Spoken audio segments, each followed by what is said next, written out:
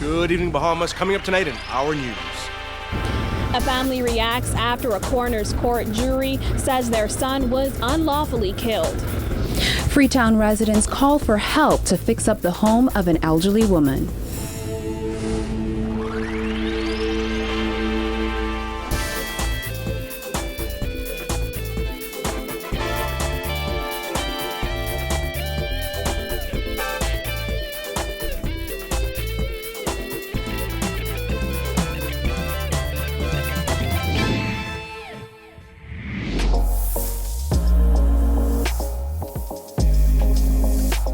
Our News is brought to you by Alive.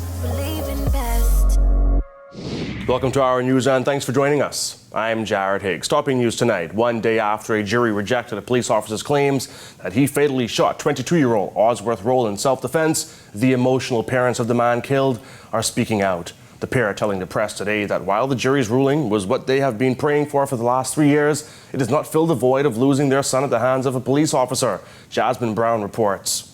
Roll's family says that verdict yesterday was an answer to their prayers, as they say it seems like they've been living a nightmare over the last 3 years.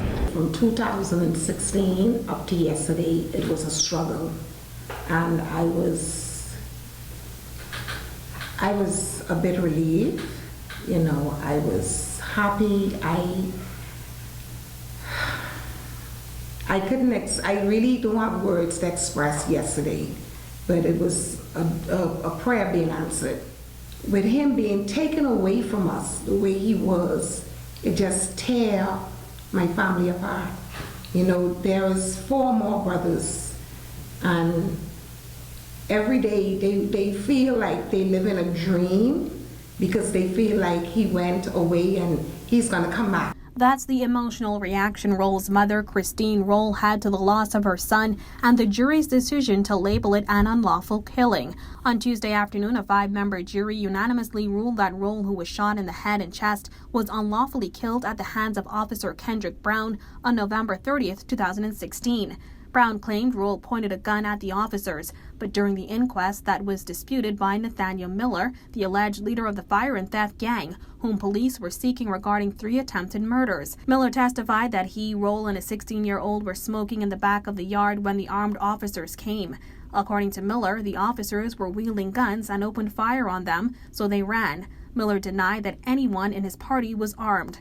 Ramona Farquharson, who represented Roll's family, suggested that the crime scene was staged and the gun planted. Our son was not a bad child.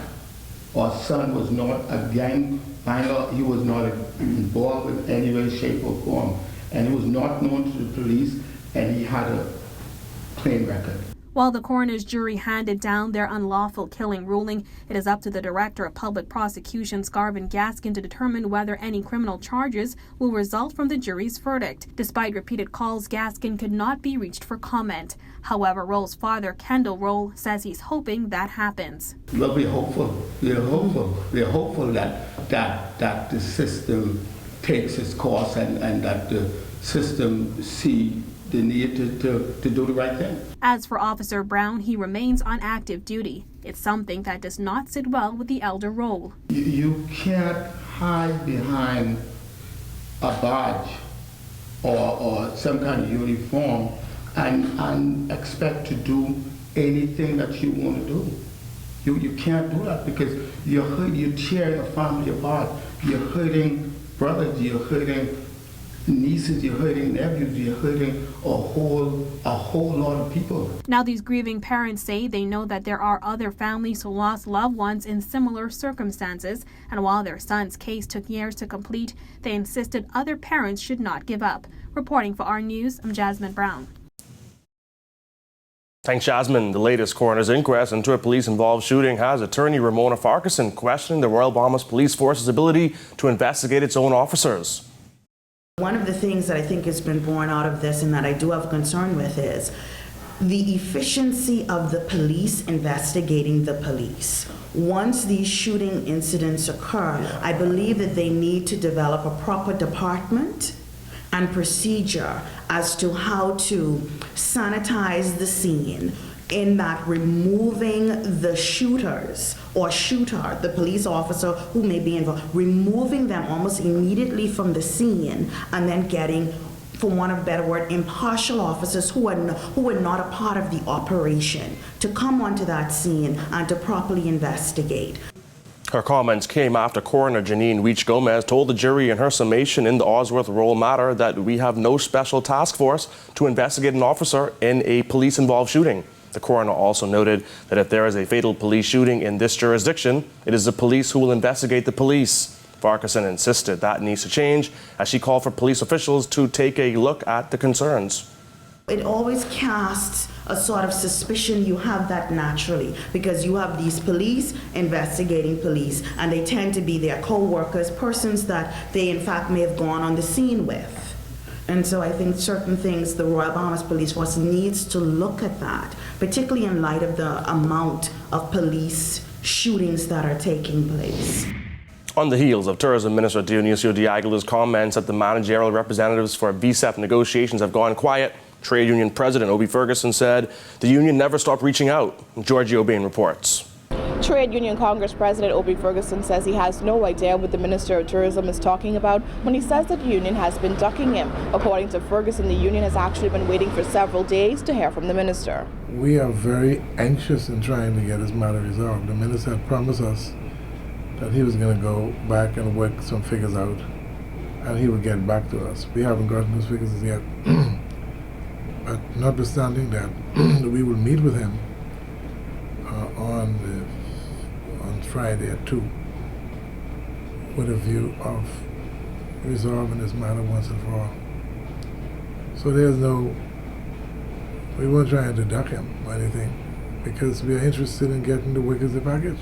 Ferguson says Tourism Minister Dionisio de Aguilar told him that he would prefer if they communicate via WhatsApp messages, but the minister's response to his messages were slow. The union leader added that when he tried to call de Aguilar, he rarely picked up. That number is not taking my calls, or is not. I'm not allowed to leave a message on it. Say the box is full.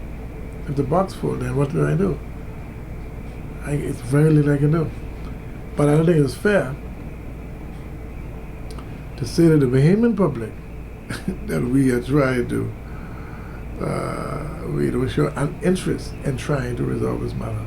Because if he wants to stay all Friday evening, I'm prepared to do that and get it resolved. De Aguilar told reporters yesterday that the union leaders have been dodging his calls, thus holding up efforts to agree on payouts for Grand Lucayan managers who applied for voluntary separation packages. Ferguson said he isn't interested in the petty back and forth or playing the blame game. All he wants is a new payout offer from the government so that he can inform his members and a decision can be made. He said they hope to reach a resolution by the end of the month. At this point, I have not been served with a copy of what he worked out. And that would have been very helpful, I think, for us to go in.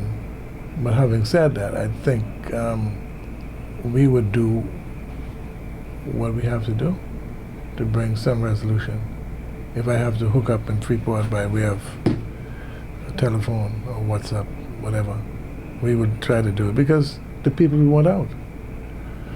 And trying to blame, showing blames, those things don't happen in negotiation, particularly when you're doing it when you know the facts are not what you're saying it is. Ferguson said that the resort managers were seeking roughly $5 million. However, Lucayan Renewal Holdings chairman Michael Scott maintained that the board will not go above its $3.2 million offer. Ferguson said he is confused as to why the government wasn't fully prepared to pay what employees requested. Now, I understand there are those who say, well, the government just took it over. Well, traditionally, what would happen? Hutchison Wampu would have been responsible, or ought to have been responsible, for paying those 90 workers. They used the workers for 20 years, or 21 years, and then they push it over on the government. The government accepted it. And now the government is saying, look, I don't have all that kind of money to pay out. Well, Hutchison Wampu, by law, was required to pay. So that is confusing. That's confusing to us. Government purchased the Grand Lucayan last year. Officials recently signed a letter of intent with Royal Caribbean ITM Group and hope to sell the Trouble Resort to the joint partners in 6 months. Reporting for our news, I'm Georgie Obey. Former chairman of the Mortgage Corporation, Alex Storr, is defending the Christie administration amid allegations that government homes were being sold for much more than they were worth. The claim was made by Housing Minister Romuald Ferreira, who says Bahamians were getting a raw deal. It was almost next to impossible to get a loan for a house for more than the house is actually valued. Storr flat out denied Ferreira's assertion that if homes were valued at $140,000 or $150,000, they were sold for $170,000 or $180,000 under the former government. However, Storr insists that it wasn't just the Bahamas Mortgage Corporation lending money. Not at all. And it wasn't only the Bahamas Mortgage Corporation that did these mortgages. You had the Royal Bank of Canada, Fidelity, CIBC, Scotia, all the local banks also did mortgages for government housing. And if there was anything out of whack with the pricing, we've heard about it a long time ago. I think that he's trying to justify the fact that the present administration is not building houses. Storr added that many of the homes were actually undervalued, as many times infrastructure costs, actual land value, and other incidentals were not considered in the final price. The former BMC chairman says Ferreira's claims are also inconsistent with how money lenders do business. Anybody who has ever gone into the bank for a loan for a house or even a car knows that you can't get a loan for $1 or dime more than what the house is actually worth. And so it just wouldn't work. The government's approach to housing has been to offer service lots for sale for as low as $15,000. Ferreira says government has sold 20 of those lots in 2 subdivisions, including the Lionel Davis subdivision on Romer Street in Fox Hill. However, Storr says he thinks Bahamians are dissatisfied with government's housing initiatives. I think they have dropped the ball in terms of the housing market. Bahamians want more than just land. They want the complete package with the house. The government under the last administration was doing a lot of things where we were trying to investigate new building methods and other things to try to lower the cost of housing to make sure that as many people as possible can get into these houses. And I think that the current government is taking the lazy way out. Storr did agree with the housing minister on one point, though. Last August, Ferreira blamed predatory lenders for many Bahamians being unable to qualify for loans. Now that's one thing he said that I've agreed with, and I've said it from the time that I was actually the chairman of the Mortgage Corporation. And that's why we started programs in the high schools and going around to the various government organizations when they have new recruits trying to preach against credit cards and some of these consumer loans that are damaging their ability to buy a house. A blind 89-year-old woman is in dire need of home repairs. A leaky roof and broken bathroom are some of the conditions she endures daily. Her neighbors are appealing to anyone who can for help. Jillian Gray reports. This wooden home that sits just off St. James Road is home to Mary Thompson, an 89-year-old woman who's lived in this community for most of her life. I was living here from 1973. Ms. Thompson, a retired maid, never married, and does not have any children. Books that line her headboard tell the story of an avid love for reading, a hobby she lost when she lost her sight about 10 years ago due to a medical condition. March 29th was her birthday, and here's how she celebrated. Oh, I just been here sitting down and listen to the radio. You know, the radio's right here. Okay. What stations do you like to listen to? I like to listen to Nassau Station and Steve. You know Steve? And I listen to Bodie too. I was listening to Bodie before you came. Other than the radio, 3 cats keep her company during the day. Thompson said other than the small amount of money she receives from national insurance, her basic necessities are provided through the generosity of her neighbors and the few surviving family members she has. It's tough because I have to get my breakfast and my lunch, and the Red Cross to send me with lunch. Right. So you're saying it's tough because you have to rely on other people? Yeah, 49-year-old Rita Thompson, who lives just a few steps away from Mary Thompson, said she remembers the senior citizen in her prime when she was an active member of the community. Ms. Thompson was always like the grandmother that I never had. They always looked out for you. So if they saw you, they would always say, "How you doing? Where's your Grammy?" Or how's school, and make sure everything. Listen, she has been in my life my entire life. While electricity and running water are in the home, conditions are far from ideal, and it's around that cause that neighbors have come together to plead for help on behalf of Thompson. The roof and most of the interior all have to be gutted. When you walk in, you can see old appliances, piles of debris, and a restroom that is only partially working. Neighbors started to clean the elderly residents' yard, and they're willing to make repairs, but they're appealing for corporate Bahamas or anyone who can help to donate building supplies, bins, or even construction services. Anything that can help make the 89-year-old a bit more comfortable. When it rains outside, it rains in here. She can't even live comfortably. You know, everything in here, we could take it out, but we also need a dumpster to put the stuff in. She needs a bed. She needs everything for a house. So the kitchen. Residents are willing to... Yes, we are willing to. We have already started on the outside, but now we need help. Corporate Bahamas, we're begging you to please come and assist, Ms. Thompson. Reporting for our news, I'm Julian Gray. 40 Haitian nationals were turned over to the Department of Immigration last evening after their vessel reportedly ran aground near Little Inagua. After receiving reports of the vessel on Monday, Defense Force officers were dispatched from the Inagua base and rescued the group of migrants, which comprised 32 men, 7 women, and 1 child. They were all said to be in good physical condition. The migrants were transported to Matthewtown, where they were turned over to immigration officials.